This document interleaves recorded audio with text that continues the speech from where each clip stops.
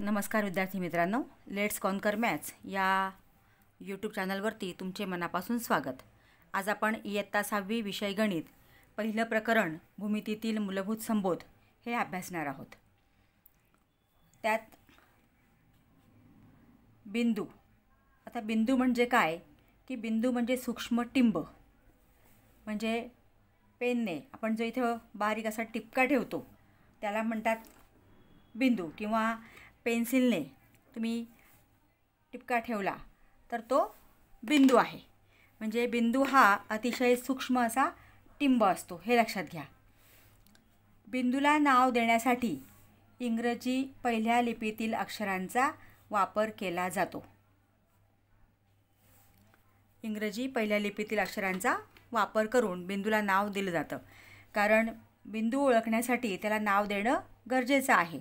आणि म्हणून capital letter जे आहेत ABCD झेडपर्यंत कोणत्याही अक्षराचा वापर बिंदूला नाव देण्यासाठी करता येतो. आता पुढचा आहे रेषा. रेषा म्हणजे काय की तुम्ही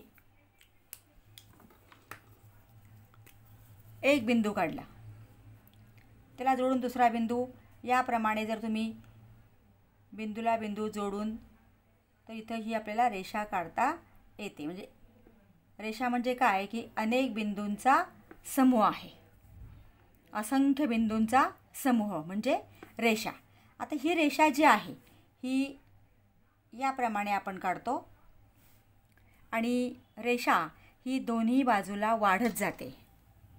रेषा दोन्ही बाजूंना आपल्याला वाढवता येते.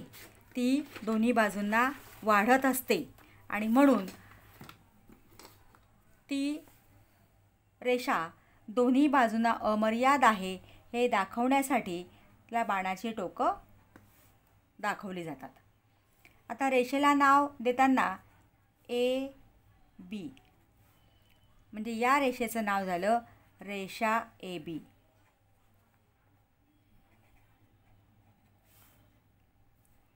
रेषा ही असंख्य बिंदूंचा समूह असते.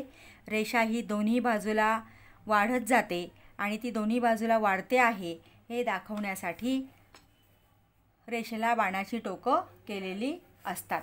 म्हणजे रेषा दोन्ही बाजूंना अमर्याद आहे हे बाणांनी दाखवतात.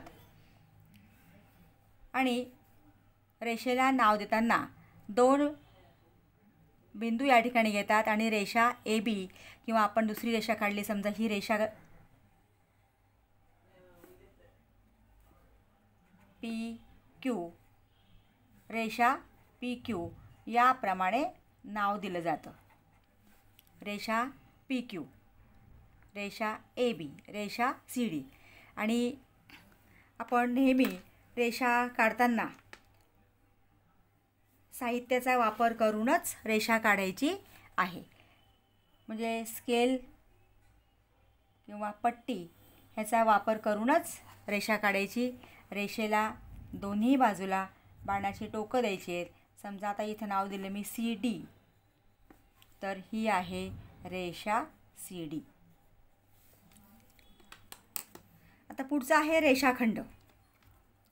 रेषाखंड म्हणजे काय की रेषेचा मर्यादित भाग. म्हणजे ही जी रेषा आहे ही दोन्ही बाजूला वाढते.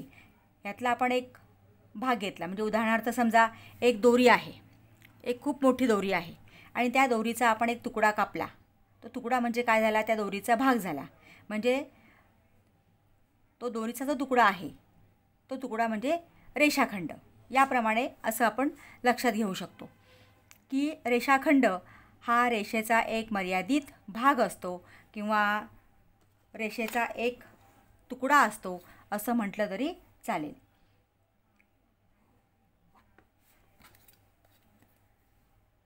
रेषेला हे अंत्यबिंदू असतात, कारण रेषेचा भाग हा एवढाच आहे, तो एक रेषेचा तुकडा आहे. म्हणून याला ही जी दोन बिंदू आहेत त्यांना अंत्यबिंदू असं म्हणतात. म्हणजे खंड म्हणजे काय, तुकडा, म्हणून रेषेचा तुकडा. याप्रमाणे तुम्ही लक्षात ठेवलं तरी चालेल. रेषेचा तुकडा म्हणजे रेषाखंड.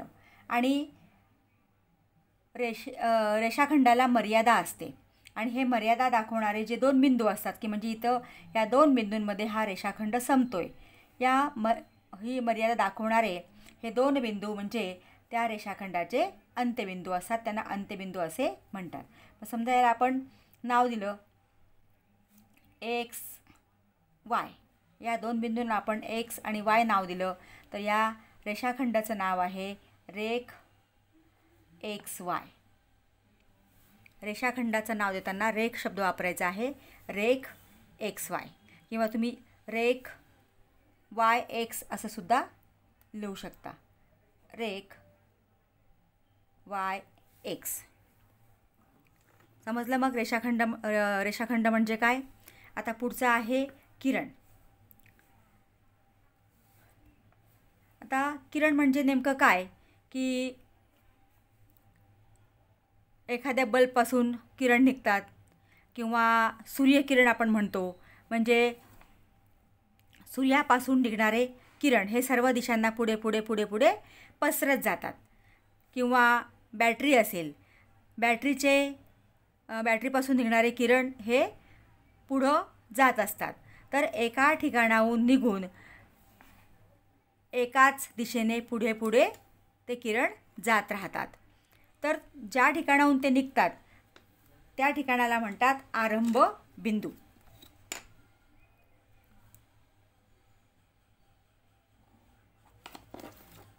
तर समजा हा किरण आहे, हा आरंभ बिंदू आहे. या बिंदूपासून किरण निघून ते पुढे पुढे जात असतात, म्हणजे ते एकाच दिशेने पुढे जात असतात आणि त्या दिशेला बाणाचं टोक केलेलं असतं. बाणाच्या खुणेमुळे आपल्याला या ठिकाणी त्या किरणाची दिशा लक्षात येते. बाणाच्या बाजूला किरण हा अमर्याद पुढं जात असतो.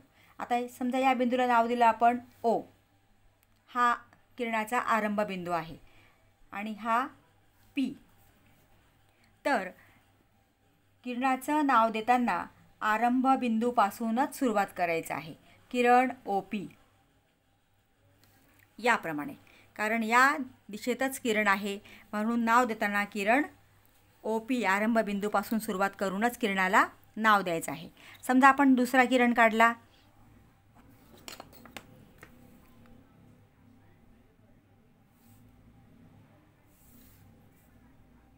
P Q. आता ह्या किरणाचं नाव काय येणार. किरण आरंभ बिंदू कोणता आहे, पी, म्हणून किरण पी क्यू. याप्रमाणे हे लक्षात ठेवायचं आहे. किरणाला एकाच बाजूला बाणाचं टोक असतं कारण त्या बाजूला तो अमर्याद असतो. म्हणजे हा किरण ओ पी, हा किरण पी क्यू. आता किरण ओ पी, हा किरण ओ पीच वाचायचा आहे किंवा किरण ओ पीच लिहायचं आहे. किरण पी क्यू आपल्याला लिहिता येणार नाही. तसंच किरण पी क्यू, हा किरण पी क्यूच लिहायचा आहे कारण आरंभ बिंदूपासून सुरुवात करूनच किरणाला नाव दिलं जातं किंवा वाचलं जातं, म्हणून हा किरण क्यू पी म्हणणं चुकीचं होणार आहे. किरण क्यू पी म्हणायचं नाही.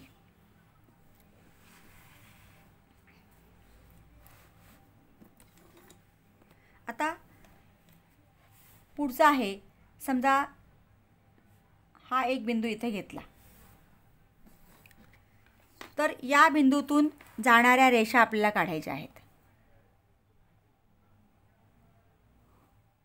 उभी काढली, नंतर उभी, आडवी, तिरकस अशा जर तुम्ही रेषा काढल्या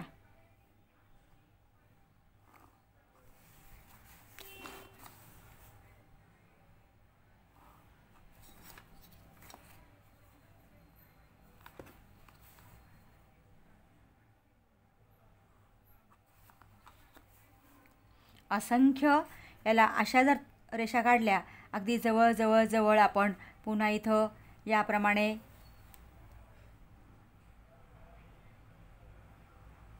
तर असंख्य रेषा आपल्याला काढता येतात. म्हणजे एका बिंदूतून जाणाऱ्या असंख्य रेषा काढता येतात. एका बिंदूतून, आणि ह्या रेषा आहेत म्हणजे यांना बाणाचे टोकं करणं गरजेचं आहे.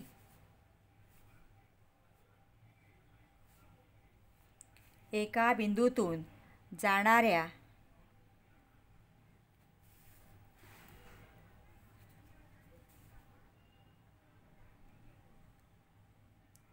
असंख्य रेषा काढता येतात.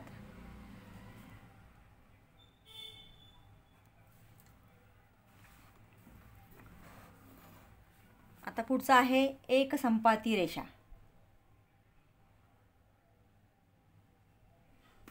एकसंपाती रेषा. आता एकसंपाती रेषा म्हणजे काय की पुन्हा आपण एक बिंदू घेतला, त्या बिंदूतून जाणाऱ्या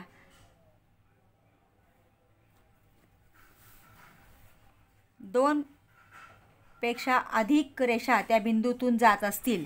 आता 2, 3, 4, 2 पेक्षा जास्त,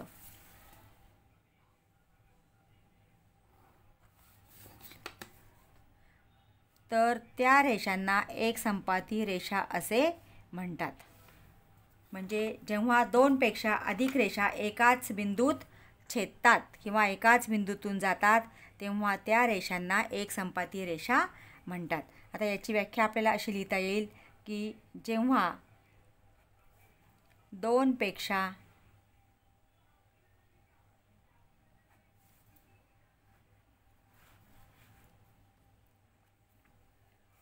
अधिक रेषा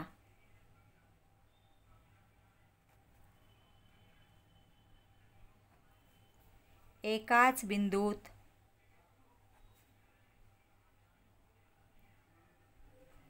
छेदतात तेव्हा त्या रेषांना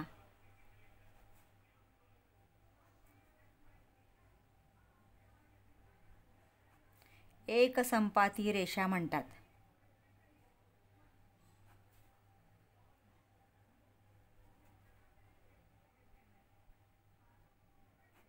आता ह्या रेषा एकाच बिंदूत छेदतात. समजा त्या बिंदूला नाव दिलं आपण ओ. तर हा जो बिंदू आहे हा याला म्हणतात संपात बिंदू. म्हणजे हा एकसंपाती रेषांचा संपात बिंदू आहे.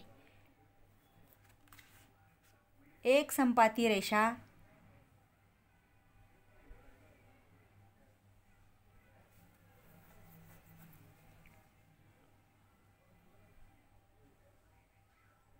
ज्या बिंदूत छेदतात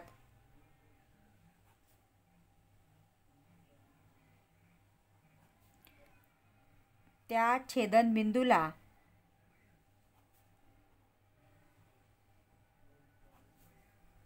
संपात बिंदू असे म्हणतात. हा एकसंपाती रेषा झालं आणि त्या बिंदूला संपात बिंदू असे म्हणतात. जेव्हा 2 पेक्षा अधिक रेषा एकाच बिंदूत छेदतात तेव्हा त्या रेषांना एकसंपाती रेषा म्हणतात. आणि तो जो छेदनबिंदू आहे म्हणजे एकसंपाती रेषांचा छेदनबिंदू त्याला म्हणतात संपात बिंदू. आता पुढचा पॉईंट आपण घेणार आहोत. समजा तुम्ही 2 बिंदू घेतले, तर ह्या 2 बिंदूतून जाणारी, ह्याला नाव देऊया आपण ए बी. या 2 बिंदूतून जाणारी आपल्याला रेषा काढायची आहे. रेषा म्हणजे सरळ रेषा, गणितामध्ये हे लक्षात घ्या. तर ह्या 2 बिंदूतून जाणारी रेषा, किती रेषा काढता येतील? आपण जर प्रयत्न केला दोन्ही बिंदूतून जाणारी एक आणि एकच रेषा काढता येते. 2 भिन्न बिंदूतून जाणारी एक आणि एकच रेषा काढता येते. कितीही प्रयत्न केला आपण तरीसुद्धा आपल्याला दुसरी रेषा काढता येत नाही. म्हणजे 2 भिन्न बिंदूतून जाणारी एक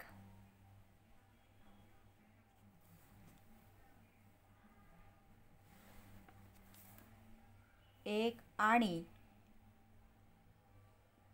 एकच रेषा काढता येते.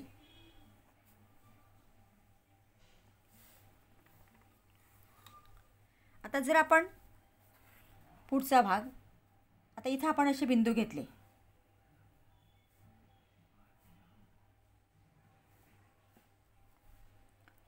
तर एक रेषीय बिंदू म्हणजे नेमकं काय की 3 किंवा 3पेक्षा अधिक बिंदू हे एकाच रेषेत असतील किंवा त्या बिंदूतून एक रेषा जात असेल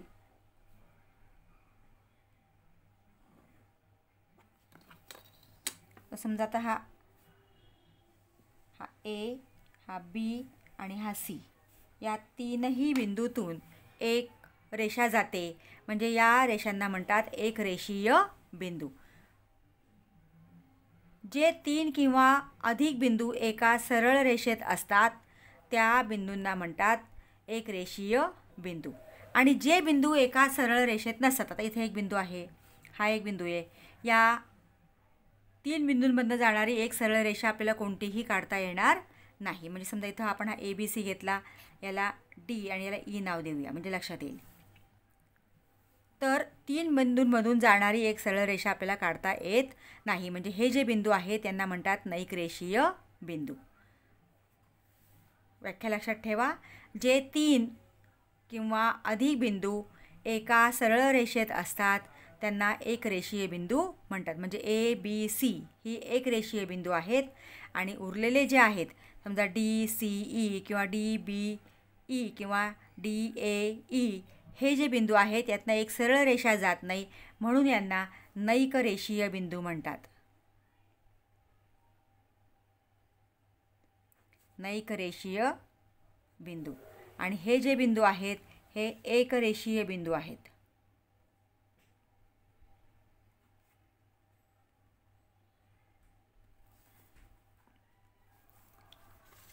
याप्रमाणे एक रेषीय बिंदू आणि नैक रेषीय बिंदू.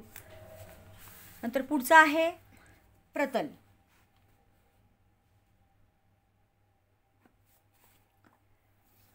प्रतल म्हणजे सपाट पृष्ठभाग. मग टेबल, फळा, भिंत, जमीन किंवा आपल्या घराची फरशी हे सगळे जे आहेत ते प्रतलाची उदाहरणं आहेत. मग प्रतल म्हणजे सपाट पृष्ठभाग किंवा तुम्ही सरळ जरी घेतला अशी आकृती काढली तरी चालेल किंवा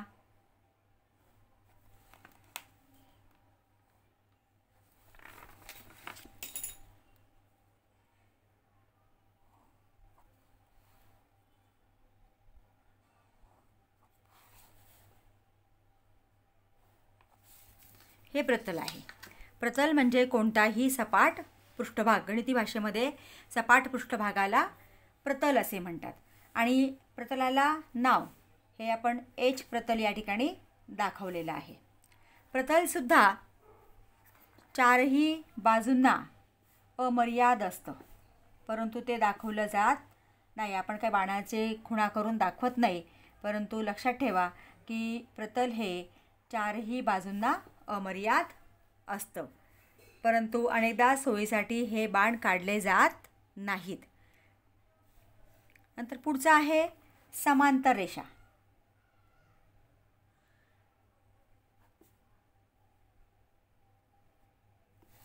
आता ह्या वहीच्या ज्या रेषा आहेत बघा, ह्या 2-2 रेषा, ह्या सगळ्या समांतर रेषा आहेत.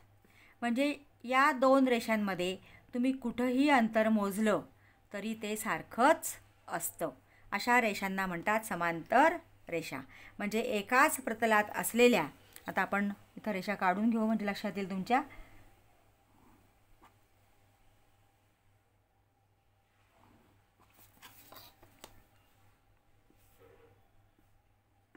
आता ह्या समांतर रेषा आहेत. या समांतर रेषांच्या कुठंही तुम्ही अंतर मोजलं तर ते अंतर सारखंच असतं. म्हणजे या रेषा एकमेकींना कुठंही छेदत नाहीत. म्हणजे एका प्रतलात, याची व्याख्या आहे, एका प्रतलात असलेल्या व एकमेकींना न छेदणाऱ्या रेषांना समांतर रेषा असे म्हणतात. नंतर पुढचं आहे छेदणाऱ्या रेषा.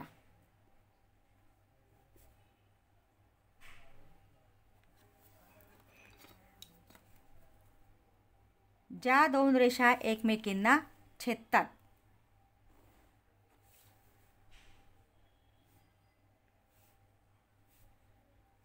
आता ह्या रेषा एकमेकींना या बिंदूमध्ये छेदतात, म्हणजे या छेदणाऱ्या रेषा आहेत. तुम्हाला प्रश्न असा विचारला जातो की रेषा दिलेल्या असतात आणि छेदणारा आहेत की समांतर आहेत ते लिहा. तर या समांतर रेषा, या छेदणाऱ्या रेषा. समजा आता इथे मी पुढच्या रेषा काढते.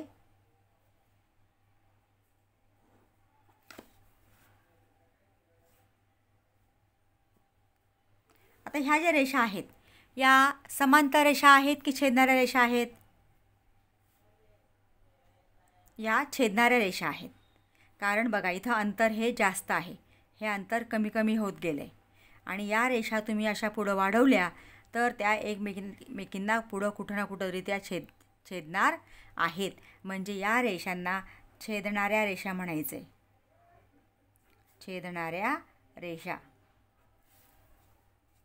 आता आपण समांतर रेषा, छेदणाऱ्या रेषा आपण बघितलेलं आहे.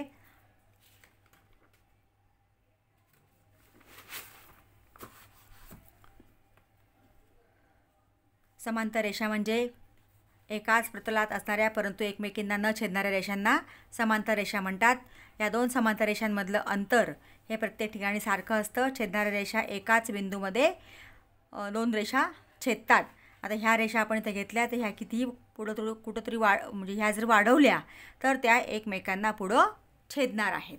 म्हणजे अशा रेषांना म्हणतात छेदणाऱ्या रेषा. तुम्हाला ओळखायला जर आलं प्रश्न किंवा नावे लिहा, प्रश्न येऊ शकतो की आकृत्या दिलेल्या असतील आणि छेदणाऱ्या रेषा किंवा समांतर रेषा ओळखून लिहा. तर या प्रकारे विद्यार्थी मित्रांनो आपण प्रकरण पहिलं जे आहे ते समजून घेतलेलं आहे, ते पूर्ण केलेलं आहे. आणि ह्या ज्या काही संज्ञा आहेत किंवा ह्या ज्या काही कन्सेप्ट आहेत ह्या व्यवस्थित लक्षात ठेवा, कारण याच्यावरच पुढं पूर्ण भूमिती आहे. विद्यार्थी मित्रांनो, तुम्ही अजूनही चॅनलला सबस्क्राईब केलं नसेल तर प्लीज चॅनलला सबस्क्राईब करा, बेल आयकॉन प्रेस करा. व्हिडिओ आवडला असेल तर लाईक करा आणि आपल्या मित्रांना शेअर करा. थँक्यू.